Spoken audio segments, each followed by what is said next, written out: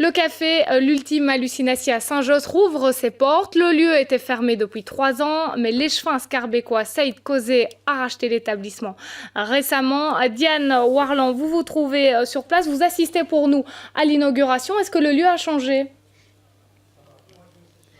Alors, bonsoir Marine. Alors oui, 3 ans, cela faisait 3 ans que l'Ultime Hallucination avait fermé ses portes.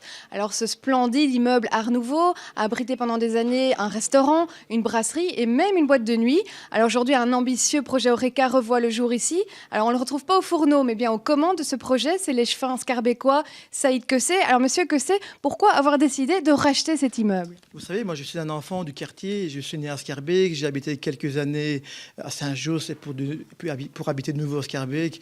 Et j'étais un client ici, j'ai toujours connu le restaurant, la brasserie, j'ai connu les propriétaires. Et quelque part, pour moi, c'était un rêve et ce rêve aujourd'hui se réalise. Alors brièvement, rappelez-nous un peu l'histoire de ce lieu mythique. Le bâtiment a été construit en 1841, donc c'est un bâtiment aussi vieux que la Belgique. Ça a été restauré en 1904 et de nouveau en 1981 avec les nouveaux propriétaires pour revenir à l'état actuel. Mais c'est plus qu'un restaurant, c'est plus qu'une brasserie. Ici, pour moi, c'est un musée.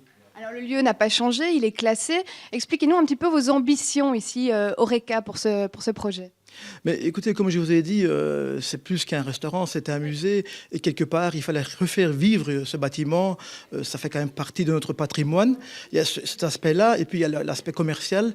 Il y avait une clientèle ici qui était très fidèle, qui était très triste quand ça a été fermé il y a 3 ans. Maintenant, je pense qu'ils sont tous très heureux de revenir à leur lieu de jeunesse pour beaucoup d'entre eux.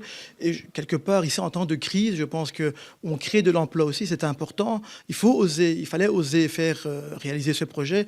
Et ça, moi, je l'ai fait. Alors, vous êtes échevin. Est-ce que c'est facile de concilier le métier d'échevin avec l'Horeca ? Vous savez, moi, je suis échevin depuis maintenant 13 ans. Quelque part, c'est devenu une habitude. Pour moi, je ne suis pas nouveau dans le métier, dans la politique. Et j'ai déjà un restaurant qui est exploité par ma femme, par mon épouse.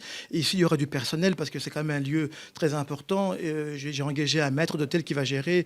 Moi, je viendrai ici comme client. D'accord. Alors merci Monsieur Kozé.